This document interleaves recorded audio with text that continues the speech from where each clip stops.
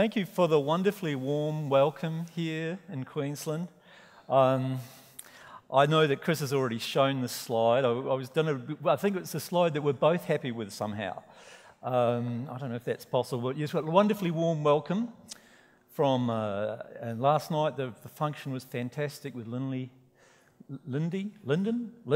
playing the didgeridoo there. It was great, and the welcome to country.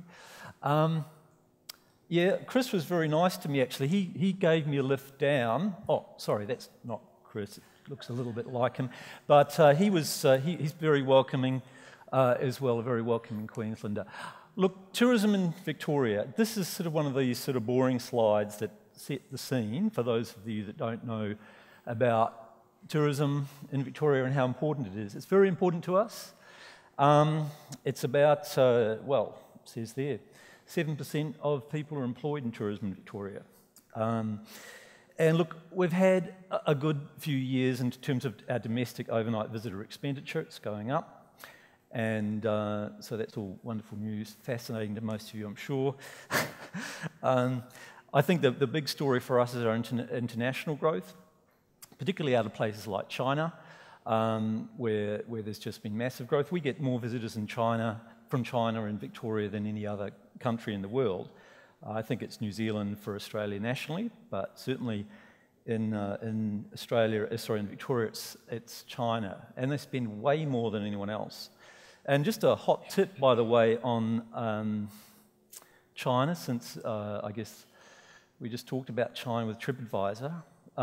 We have a larger Chinese website than Tourism Australia, but if you use Google Analytics to measure the traffic to your Chinese website, you'll find that over the last couple of years, your traffic has been diminishing despite your best efforts.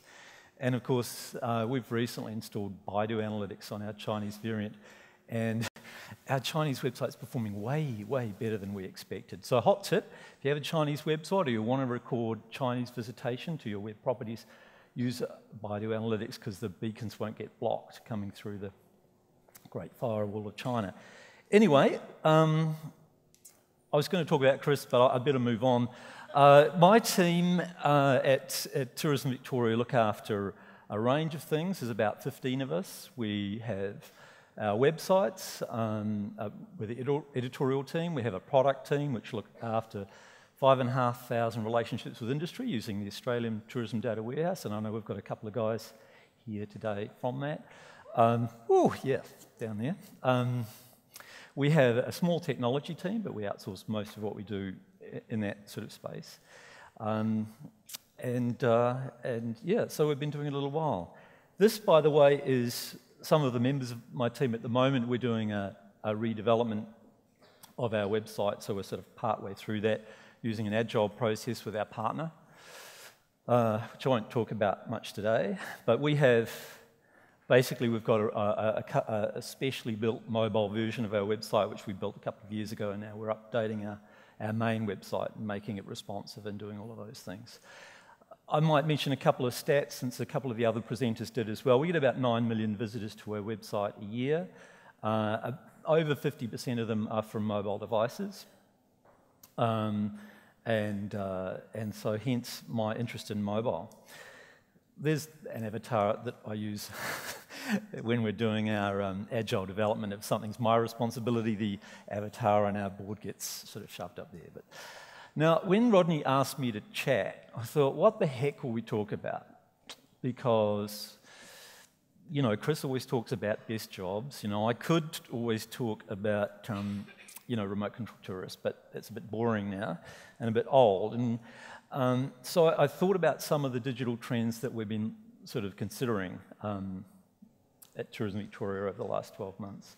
And obviously there's things like online booking and conversion, which is often a fraught topic for destination marketing organisations, because certainly there's pressure to say, what's the connection between what you're doing and how many visitors are coming in? I think the Tourism New Zealand presentation certainly provided some good insights on that. And we're thinking always a lot about booking and how we measure conversion, but not necessarily a fascinating topic for this audience. Social fragmentation, well, it's relevant, but, you know, there's not that much happening in that space that I could talk knowledgeably about. So I could talk about curating, distribution, and development of content. We do a lot of that, and we probably put more resources into content than most of the other states, if not all of the other states. We have a content team of 4. Content is absolutely, you know, what we're about. It's really, I guess, in terms of the web, a yield and length of stay play in that sense. And obviously we drive a lot of traffic to our website with our content, not to mention our 8 language variants. But I'm not going to focus on that today. I could talk about cloud-based everything, wearable technologies, Internet of Everything, big topic for us in the future. Still emerging, and I'm not sure I'm going to be able to do that futurist thing that guys do. So I started to drift into the area of social engagement and conversion driven by data. Now, I think the New Zealand presenter, Andrew, he did a very good job of that. So I'm really glad that I'm not going to talk about that. But mobile at destination as an information source sort of floated at the top. And this is off the back of a project or something that I've been working on for the best part of 3 or 4 years to try and make happen. So we'll get to that in a moment. But I'm not going to dwell on this too much, but increasingly we're getting huge amounts of data on what people are doing with their mobile devices when they're engaging with us. And we want to better understand how we can use that to improve visitor experience, improve our marketing and knowing what's going on. So obviously we've got a mobile website. Here's a bit of data from Google Analytics on it. And in fact, I think that little highlight there is actually me using it when I was out in the Yarra Valley, but anyway. So we can pull a lot of data out of what consumers are using our web assets for, in this case our mobile website. And when they switch on nearby mode, we can find out a lot more information about them.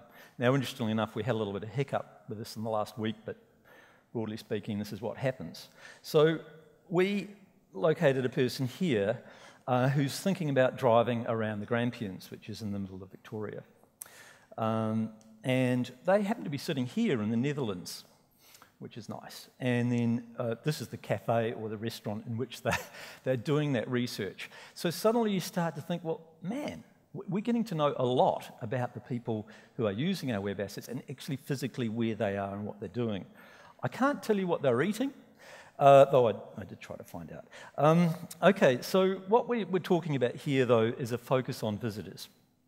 The nexus between proximity, Wi-Fi, and mobile.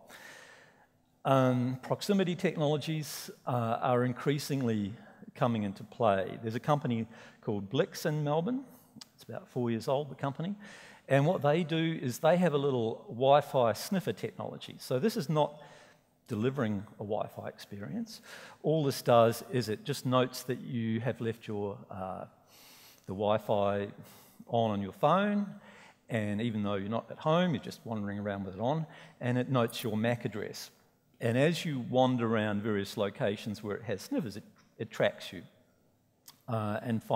And that can be integrated with other things to find out more and more about you. So people are using this to optimize retail experiences. They're using this in places like real estate industry, because of course if you're looking at houses and you're moving from house to house, people who sell you houses might want to know which houses you're looking at and find out more about you as a customer. It sounds very evil, doesn't it? So also, and certainly in things like car sales, it's used in that to try and optimise, I guess, traffic around the car sales store and other things like that. So the question is, can these technologies be applied to a city or state, and what does it mean for the future?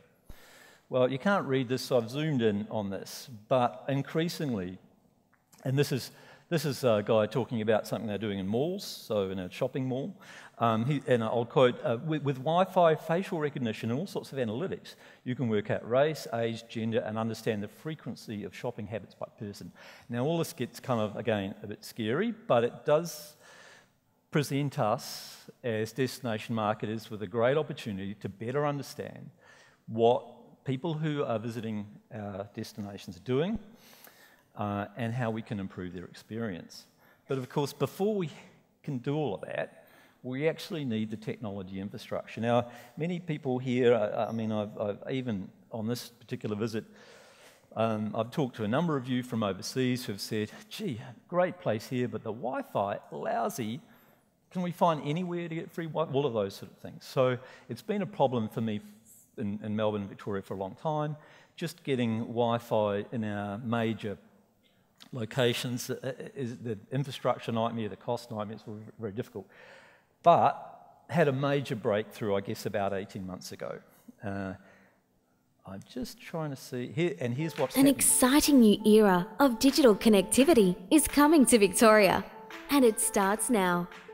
Continuing its commitment to making Victoria Australia's leading technology state, the Victorian Government is rolling out the first phase of a program that will provide free Wi-Fi internet access in outdoor public spaces. Starting in central Melbourne, central Bendigo and central Ballarat, free Wi-Fi hotspots will deliver high-speed web access to internet-enabled devices. Whether on a mobile, tablet or laptop, every student, professional, resident, tourist and business traveller can now enjoy 250 megabytes of downloads daily, enabling them to search, share and stay better connected than ever before. To find out more about Victoria's free public Wi-Fi initiative, visit www.digital.vic.gov.au today.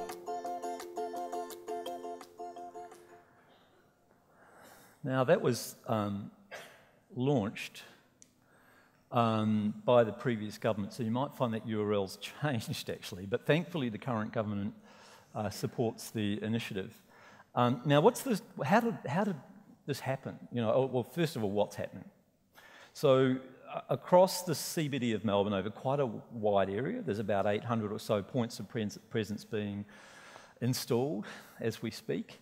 They're using various parts of state government infrastructure like the tram network, and these quite large boxes, that are probably about the size of a toaster, are being installed all around the CBD. It's a high capacity network. The experience is going to be fantastic and very fast. The capacity has been spec'd to cope with events that are around the city. It's being built by IFITT. They successfully pitched for this. This is, by the way, a multi-million-dollar project.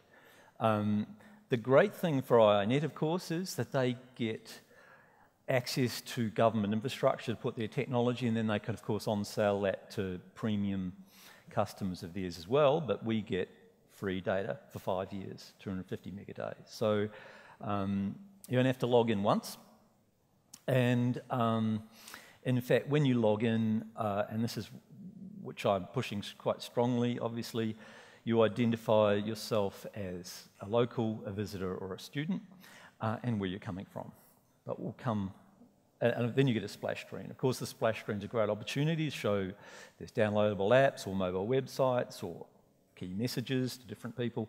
It's right there and available. So how do we get here? Look, it's been coming for so long. I remember a discussion perhaps over 10 years ago where the idea was talked about. And probably around that time there was a number of cities in the world talked about having free Wi-Fi through their cities. It really only came to fruition through a series of lucky events. The Victorian government developed a new concentration of information technology and a CIO for all of government. And this person was I guess a change agent open to new ideas. And they were writing a new strategy for government, and I'd been, I guess, lobbying quietly for a long time, building my relationships with these groups. And as they came to consider what could be in the strategy that was new and innovative, was this idea of free Wi-Fi. And if you heard the message, that was not done by us. And I'm sorry if the video didn't come across very clearly there. It was done by the kind of technology and innovation part of government. So we didn't have to come up with any money. We could have never afforded it, to be honest. But underlying it, tourism actually is a big part of the business case for it. And it's wonderful to have someone else being the advocate for this, not you. So I've been able to go on the journey, but thankfully not have to write the checks. So look, the Premier picked it up. This was Again, another fortunate thing, we had a new Premier, replaced the old Premier. The government of the time, the Liberal government, the first 2 years, they weren't seen to, I guess there was a perception they hadn't done much in the first 2 years. So the new Premier wanted to make a difference. He was looking for projects like this that could hit the ground running and be announceable. And so we're again fortunate to be able to do that. So you need a bit of luck. So this is rolling out. And the amount of data that we can get out of this is going to be amazing, basically, and possibly more than we can easily cope with. The question is, should the data be available to everyone? I mean, this is with government, we tend to give data away. Are we going to utilise it? So there's a lot of discussion at the moment about what we should do with that data. In the same way, we've been thinking about ideas about beaconising the city. Now, Chris talked about what they have done in terms of installing, 80 or to 160 odd beacons around the place, interacting with their app. I guess what we're thinking about at the moment, we may not do it, but with our partners at different times, is doing various experiments with, I guess, where the beacons can be put through the city and used for wayfinding by the city, potentially, but it becomes like a city-based hardware that other people can write software to. So, and I don't even know if this is going to happen, so this is just me speculating, by the way. So you can imagine a sort of scenario where beacons are put all over the city and people can write gaming software to it, so they can play around with the Wi-Fi and use the beacon to use your city environment to play games and do fun things. Other use cases for me is when you walk past a Chinese-speaking shop and you've got our Chinese app, alerts you to the fact there's a Chinese speaker in the shop. Again, there's a lot of opportunities for beacons, but we're not considering that yet, but we're looking at that sort of stuff. And again, the whole idea of Wi-Fi is about visitor experience and trying to overcome the experience that most of us hear from our international visitors about the problems getting Wi-Fi in Melbourne. So I'm really excited about the offer. And hopefully it'll either be live across Melbourne late this year or early next year. There's many problems rolling out the software visually, a bit of visual pollution. We've got lovely old buildings, you don't want to plaster them with wires and boxes, so there's quite a lot of negotiation around the plannings and the pipes and the wires. So we're going through that at the moment, and that's a really exciting thing for us to be looking at. It's also rolling out in Bendigo and Ballarat. We're also wondering what happens next. And you can imagine if we're tracking people, we're tracking visitors, the kind of things we could do in the future could be, for the sake of argument, put some Blix-type technology near the gate where I guess the Chinese tourists might get off a flight and they'll switch on their phone, we'll notice which gate they got out of and then see where they wander around the city. So the ability to, even if they don't tell us they're coming from China when they get free Wi-Fi, the ability to understand how our visitors are using the city. And so what could we do with that information? Well, if, for instance, we're trying to think of how to better plan the city, how to build tourism attractions, where they should be in the city. If we notice, for instance, that a lot of Chinese travellers are going to a particular part of the city and there's nothing for them to do or buy or shop or eat, maybe there's an opportunity for investment attraction in those spaces. So that's sort of random thoughts from me on what we could do with the data. However, even with this lovely project, telecommunication problems are not solved. So I was talking to Alistair from Gold Coast last night. Telstra and others, this is really outside Victoria, but Telstra obviously have been offering as part of their telephone boxes around Australia, little Wi-Fi things on top of them. You get 30 minutes free Wi-Fi in particular locations. I think they've got about 1,500 of those locations around Australia. I think ultimately the word I hear is that is likely to return just to Telstra customers. At the moment it's everyone. But I know that in discussions with people like Telstra, you can negotiate with Telstra to have phones in particular areas have those little 30-minute free Wi-Fi boxes on top of them. And indeed, some destinations have done that. But I'm not sure if that's a long-term option for solving free Wi-Fi, but that is an option. However, the real problem is with regional areas, and they're really struggling with basic telecommunications infrastructure problems. So speaking to Kaz and Craig, I think last night, who were in Bright, when in a peak time with events on, if you get 10,000 people turning up into a small town, you want them there to spend their money, you'll find the infrastructure falls over. Another example in Grampians, where there was a Grampians grape grazing event. Quite a few people came to the event in the Grampians in the mountains, and guess what? Wi-Fi shut down. Credit card payments wouldn't work. ATMs couldn't cope either, fell over. So all of this runs against, of course, why you're running the event. You're trying to draw tourists, you're wanting them to share their experience using social media, you're wanting them to have a great experience, you're wanting them to spend money, and they can't even use their credit card. So there is a major challenge, certainly across Australia in this sort of zone. Now, what are we doing about this? In Victoria, I've been working with the Victorian Industry Council. There's something called the Federal Regional Telecommunications Review, so we put in a submission to that, where we're trying to, I suppose, identify those key tourism locations and make sure that we lobby to get those destinations having wonderful or better or improved or some telecommunications infrastructure that's able to cope with those sort of situations. So you can see the importance of telecommunications infrastructure that the tourism industry experience. So in the future, there's a photo of me, since I've talked about, that's when I was young, and I had hair, because I'd been talking about Chris a lot, and I thought, well, got to embarrass myself a bit. So in the future, that was when I was a young traveller, so I was young once.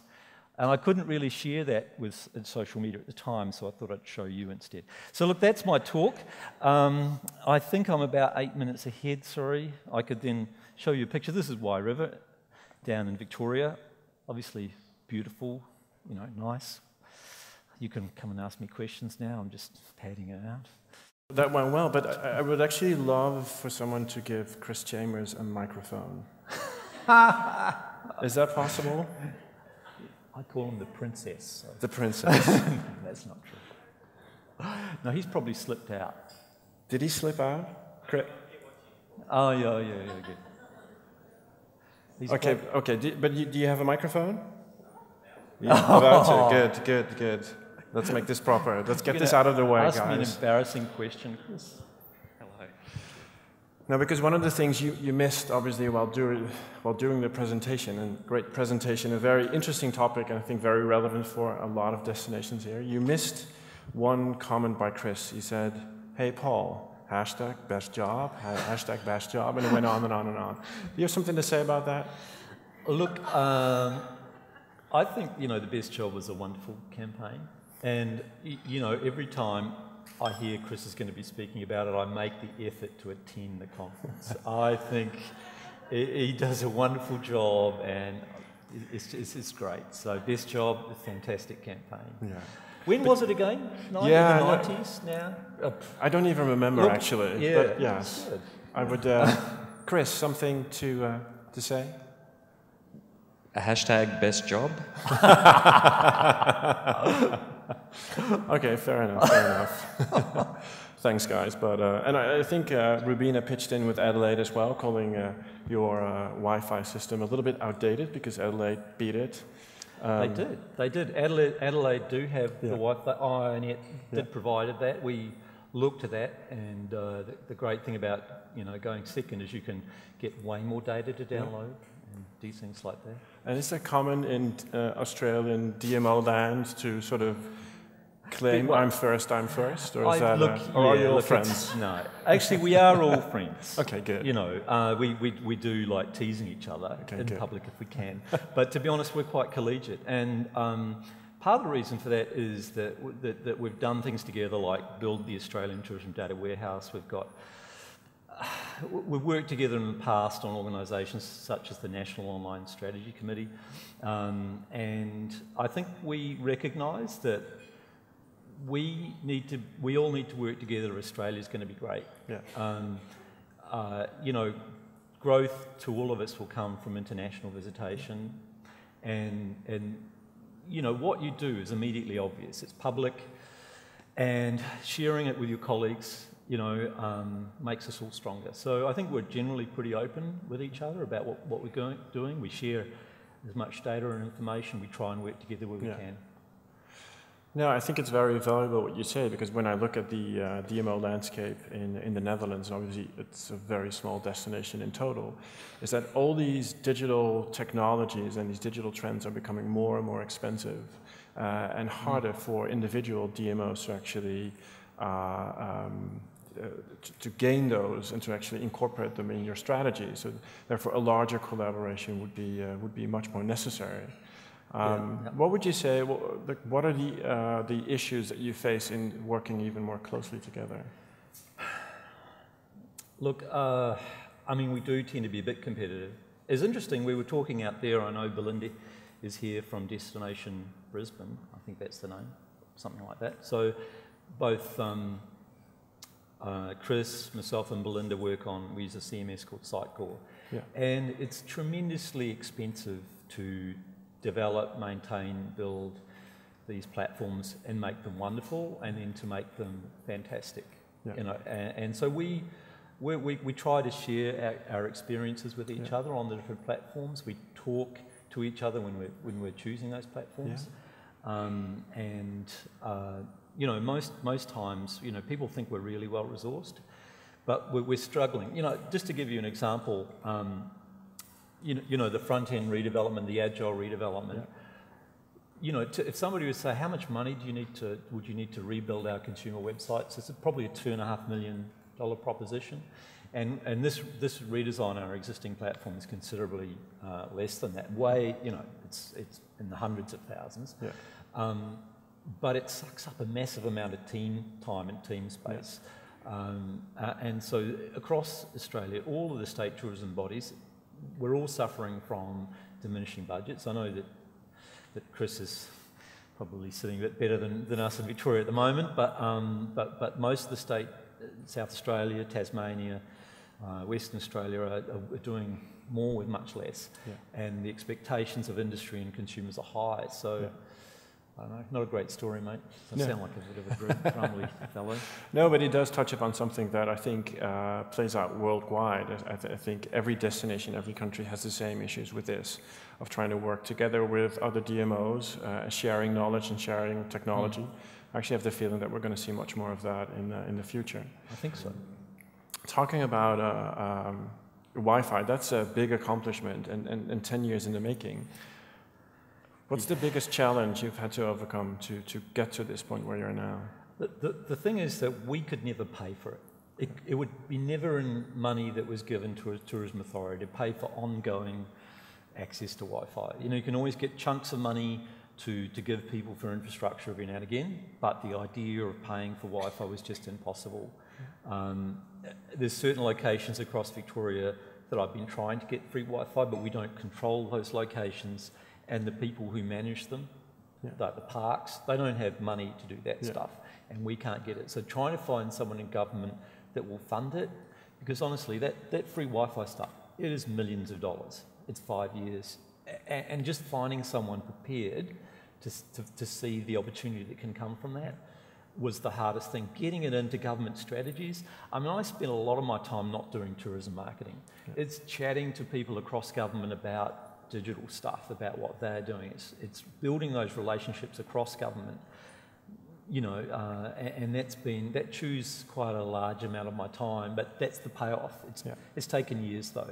It's years of work. Years of your life. Years of just, hi, how you going? Come and your hair, just like tourism mine. Thing with me. Oh yeah, the sporting event, I'll come along. I have a question over there. Hi, I'm Heather Leslie from Kangaroo Island, South Australia. Despite having a fabulous destination, we struggle with internet connectivity because we're such a remote destination. I'm interested to know how we actually, obviously our prospective visitors are very connected, so there's a way of engaging with them in order to inspire them to come to the island, but once they're there, how do we continue to provide opportunities for them to access the local operators, the restaurants, the other facilities? I think you need to prioritise the telecommunications infrastructure to the destination. I think if you've got a way, you could build a business case that will say, if we work, you know, probably with the state government, with telecommunication providers, and we put money on the table, there'll be a return on investment. But it's also working with operators to tell them how they can provide, or the importance of providing providing Wi-Fi to their guests. And if I was in a small location, I would be putting money in there. You know, often the small destinations, they don't have a lot of money for marketing. And in the world of people using social media, if you focus on giving them a great time and giving them the capacity to share that, that might be way better than spending 60K or 100K or a drop of bucket, a piece of advertising somewhere. You know, I'd prioritise telecommunications access, particularly in that destination. It's a wonderful destination. You want people talking about it, and you want people sharing their experience while they're there. So, yeah, look, that would be a project that I'd be prioritising and funding as a tourism body. It's a big call, I know, but I'd do it. Any other questions from the audience? Hi, Paul. Nice to see you again. Likewise.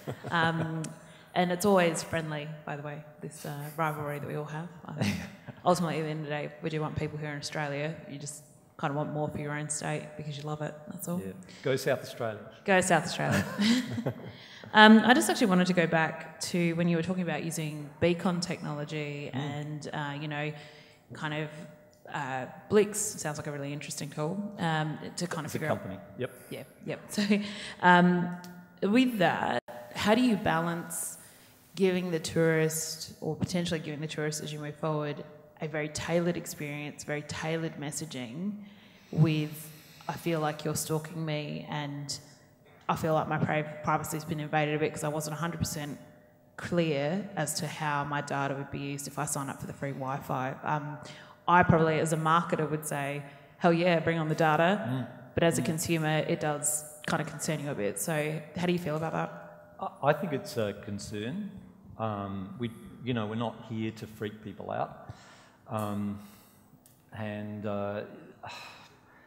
I think in an instance where you certainly look, my view on stuff we get for free, Facebook, we don't pay for Facebook, we don't, you know, you exchange, what you give Facebook is your data. That's what you trade. You know, and in the same way, when you give access to Wi-Fi, you're giving someone, and in the exchange you're getting the data. So that's the kind of the moral thing for me. I feel that I'm giving the visitor something. Now, how much you make that experience, you know, once you've got Wi-Fi, how much you interfere with their experience. I don't think you want to interfere. You want to be out of their way.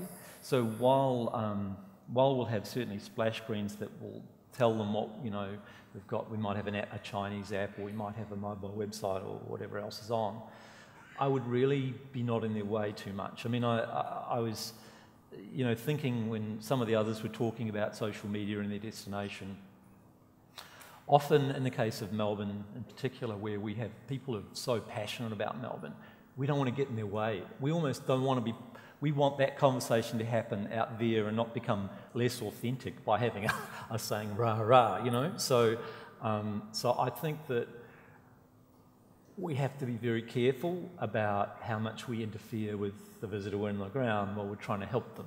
So I think most people want to use their own stuff, and they don't want us in their face. So I think we're going to have to be a bit careful. But the other thing we were thinking about, of course, what if we make the data open to everyone? What could happen from that? You know, that kind of data can be used by retailers, understanding the traffic that passes there.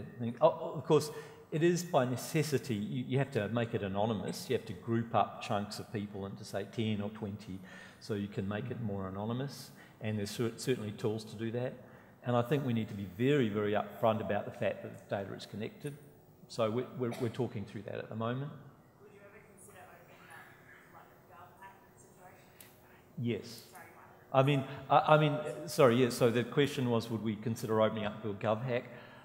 I mean, obviously I'm only one of the people involved, but I would say yes. I think the government has a policy in Victoria, you give away stuff that you can't really use yourself. It's a public asset. And So I would say yes, imagine the crazy things people will do with the data that we could never do.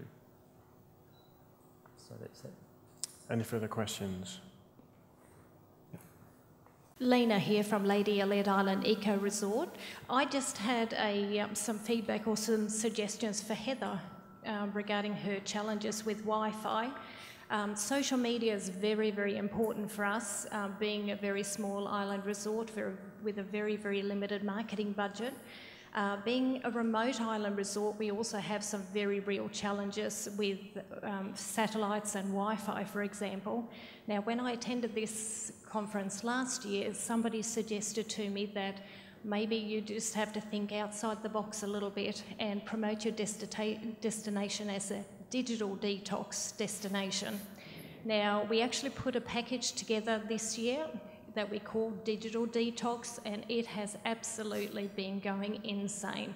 So while people can still buy limited Wi-Fi while they're on the island and they can tweet and do whatever they need to do, a lot of people actually go there because they don't have access to Wi-Fi, or they can actually turn off their phones while they're there and enjoy a nice relaxing holiday, and then they can start putting their pictures on Facebook and Instagram as soon as they board the plane and fly back to the mainland.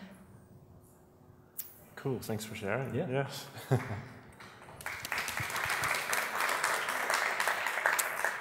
Look, at the time, maybe one last question from the audience. I can ask a question on the best jobs. Great, thank you so much. Thank you. Thanks, Paul.